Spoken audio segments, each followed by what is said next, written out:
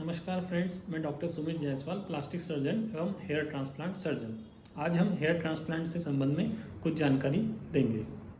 Hair transplant जो procedure होता है, इसमें हम लोग परमानेंट हेयर ग्रो करते हैं। मतलब कि ये जो हेयर रहेंगे वो नॉर्मल बालों की तरह बड़े होंगे, उनको कटिंग भी करा सकते हैं, धो भी सकते हैं, बिल्कुल नेचुरल लगेगा। तो इसमें हम लोग क्या करते हैं, बाहर से कहीं कुछ नहीं लेना रहता है कि हम आर्टिफिशियल हेयर ले लें या दूसरे व्यक्ति के हेयर ले लें। इसमें हम लोग क्या करते हैं, आपके सिर के पीछे हिस्से से ही कुछ बालों की जड़ों को लेते हैं। जो सिर के पीछे हिस्से के बाल रहते हैं वो स्थायी बाल रहते हैं, वो कभी गिरते नहीं हैं। 70 साल की उम्र में वो सिर के पीछे हिस्से की जो एक पट्टी रहती है वो बच जाती है। तो हम लोग उन पोस्टीरियर स्कैल्प के हेयर से कुछ बालों की जड़ों को लेते हैं, उन जड़ों को वहाँ से निकालते हैं और उनको सामने जहाँ भी खाली एरिया है, वर्टेक्स में या फ्रंट रीजन में जहाँ भी खाली है एरिया है, बाल्डनेस का एरिया है, वहाँ पे ट्रांसप्लांट कर देते हैं। फिर उन जड़ों से बाल उगते हैं, जैसे कि वो पीछे उगते थे उस तरीके से अब वो सामने उगने लगेंगे। फिर उन जड़ों से जो बाल उगते हैं वो नॉर्मल बालों की तरह बड़े होते हैं।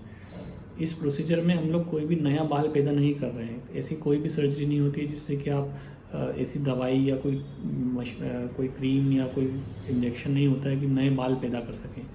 दवाइयाँ सिर्फ ये करती हैं कि बालों के झड़ने को रोकती हैं। यदि ऑलरेडी कुछ बाल हैं तो उनकी क्वालिटी को इम्प्रूव करती हैं। PRP ट्रीटमेंट वगैरह का पर्पस भी यही रहता है कि एग्जिस्टिंग बालों की क्वालिटी को इम्प्रूव करना, उनको बड़ा करना, मोटा करना, लंबा करना।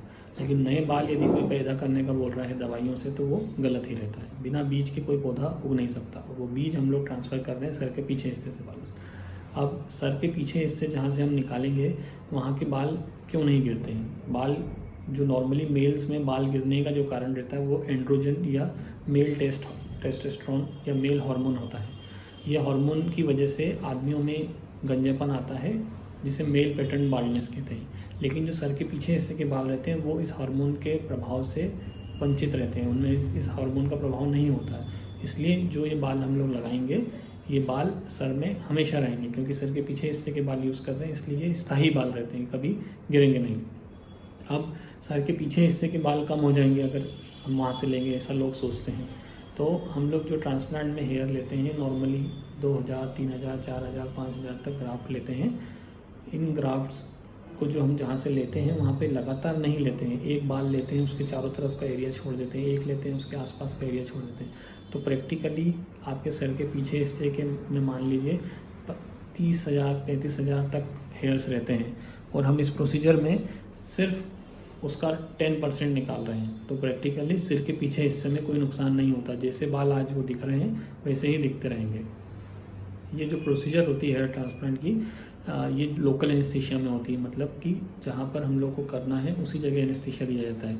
सबसे पहले हम लोग सामने जहाँ पे करना है वहाँ पे एनेस्थीसिया देते हैं, लोकल एनेस्थीसिया। जो एनेस्थीसिया देने का ड्यूरेशन रहता है या समय लगता है वो लगभग 1 से 2 मिनट रहता है। वो काफ़ी पतली निडल रहती है, इंसुलिन सिरिंज उससे करते हैं, तो प्रैक्टिकली कोई बहुत ज़्यादा पता नहीं चलता है। एक बार वो शून्य करने का इंजेक्शन लग गया, उसके बाद आपको कुछ पता नहीं चलता है कि हम लोग कहाँ कुछ कर रहे हैं सर्जरी या नहीं कर रहे हैं। तो पहले सामने की तरफ लोकल एनेस्थीसिया देके शून्य करते हैं, फिर वहाँ पर होल्स बनाते हैं, फिर पीछे का हिस्से में हम लोग शून्य करते हैं और वहाँ से ग्राफ्ट को निकालते हैं। तो ये प्रोसीजर जो रहती है ये 3 घंटे से लेके 7-8 घंटे तक हो सकती है। मोस्टली एक दिन में हो जाती है प्रोसीजर। ये प्रोसीजर कई बार जिनमें ज़्यादा ग्राफ्ट का रिक्वायरमेंट रहता है उसको हम लोग 2 दिन में भी करते हैं। फिर उसमें सेकंड सेटिंग या अगले दिन हम लोग दाढ़ी से या चेस्ट से भी ग्राफ्ट निकालते हैं, हेयर निकालते हैं।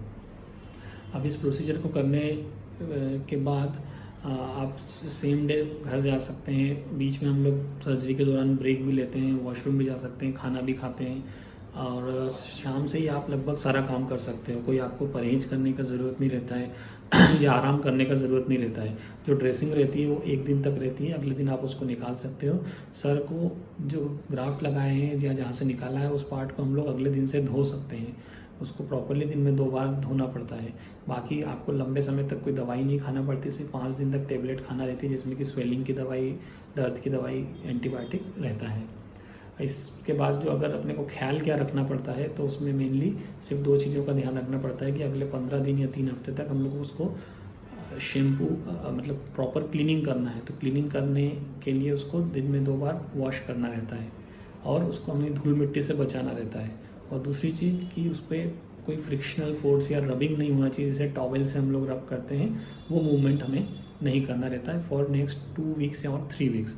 इसके अलावा आप कोई इसमें दिक्कत नहीं रहती, ऊपर से आप कैप पहन सकते हो, तो आप रूटीनली सब बाहर घूमने का सारा काम कर सकते हैं। साइड इफ़ेक्ट की अगर हम बात करें तो इसमें कोई मेजर कोई साइड इफ़ेक्ट नहीं है, कोई ब्रेन पे कोई असर नहीं पड़ता है, ऐसा कोई बोलते हैं कि कोई ब्रेन में हो जाएगा कुछ, ऐसा कुछ नहीं है। ये बहुत सुपरफिशियल प्रोसीजर होता है, सिर्फ स्किन और उसके नीचे डर्मिस, स्किन के अंदर ही हम लोग रहते हैं, ज़्यादा डीप जाने का काम ही नहीं रहता है।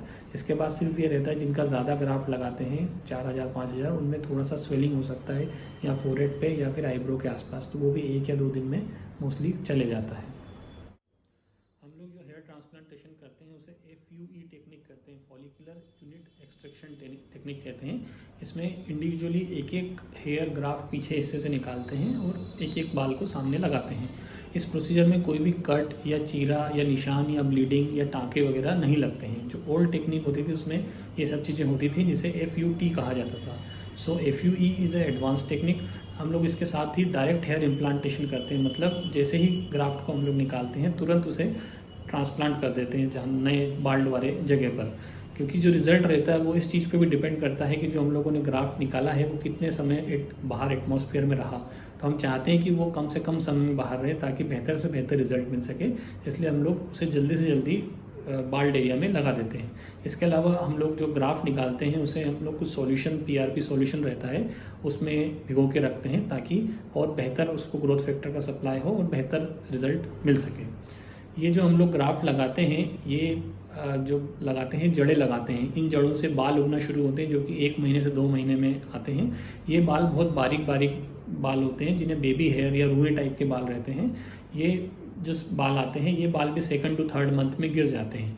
इनके गिरने के बाद फिर एडल्ट हेयर आना शुरू होते हैं जो कि 3रे से 4थे महीने में होते हैं और पूरे नॉर्मल हेयर आने में 4 से 5 महीने तक का समय लगता है। लेकिन उस दौरान पूरे समय वहाँ पर पूरा ऐसा बाल्डनेस नहीं रहता है, कुछ ना कुछ छोटे छोटे ग्राफ्ट रहते हैं या बाल रहते हैं, तो ऐसा लगता है कि बाल आपने छोटे करा रखे हैं। अगर हम इसका कॉस्ट का बात करें तो इसमें कॉस्ट डिपेंड करती है कि हम लोगों ने कितने ग्राफ्ट यूज़ करा है। यदि हम लोग 3000 ग्राफ्ट करा है तो टोटल कॉस्ट 45,000 होती है। यदि इससे अधिक ग्राफ्ट लेते हैं तो कॉस्ट जब बढ़ जाती है, जैसे अगर 4000 ग्राफ्ट है तो कॉस्ट 55,000 के करीब होती है, और यदि 2000 ग्राफ्ट होते हैं तो अराउंड 40,000 कॉस्ट लगता है।